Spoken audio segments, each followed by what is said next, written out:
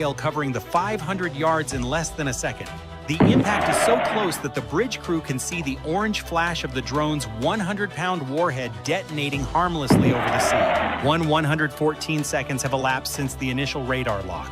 In that window, 40 incoming threats were identified and engaged, resulting in 40 confirmed kinetic kills. The U.S. Navy sustained 0 casualties. The deck of the destroyer is littered with spent 20mm casings smelling of hot brass and cordite.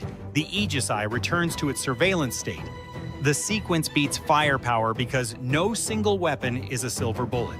The kill web succeeds because it is an interdependent organism. The satellite provided the early warning. The electronic warfare suite provided the initial confusion. The tiered kinetic layers from the Ceasefire to the Gatling gun provided the finality. The Russian drones failed because they were ghost weapons hardware operating without a network. They were individual actors trying to storm a fortress built of integrated real-time data. The U.S. Navy does not stop at defense.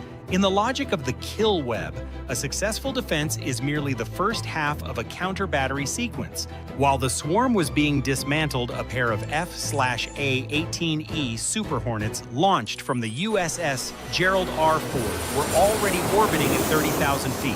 They weren't hunting drones, they were hunting the origin.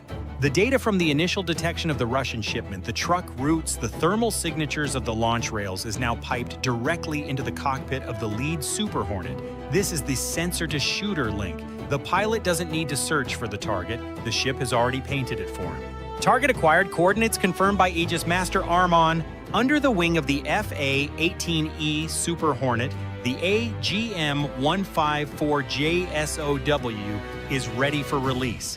This is a GPS-guided glide bomb with a range of approximately 70 miles the distance from Washington, D.C. to the outskirts of Baltimore.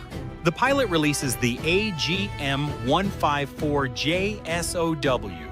It doesn't drop like a traditional bomb. It deploys its wings and begins a silent, stealthy glide toward the Iranian coast.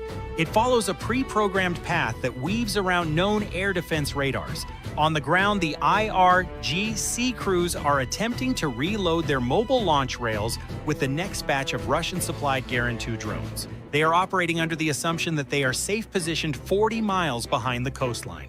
The AGM-154JSOW arrives with 0 acoustic warning. It doesn't have a jet engine to hear. It simply appears. The 500-pound warhead detonates in the center of the staging area. The Russian-built trucks, the spare drone crates, and the launch rails are vaporized in a single kinetic release. Secondary explosions ripple through the site as the drone fuel bladders ignite. The kill web monitors the thermal bloom from space via the SBIRS satellites. Target neutralized, 0 collateral detected, vectoring for carrier recovery.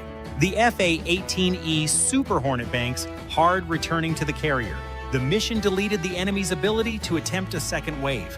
The logistics chain that Russia worked for months to establish was severed in less than 10 minutes.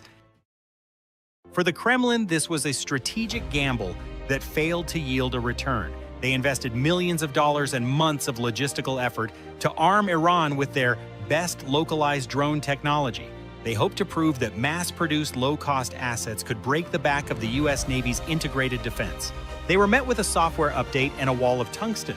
The economic trap was neutralized. By using a tiered mix of electronic warfare 5-inch shells and close-in guns, the U.S. Navy spent a fraction of the enemy's investment to defeat the swarm. We didn't just win the engagement, we won the ROI battle. This is the reality of the modern kill web. It isn't just about having the biggest gun, it's about having the fastest logic. It's about ensuring that every Russian shipment and every Iranian launch is met with a response so efficient that the adversary eventually runs out of money before we run out of ammunition. The IRGC commanders are now left staring at charred launch pads and empty crates. The Russian technology they relied on didn't fail because of a mechanical glitch. It failed because it was an analog solution to a digital problem. In the radar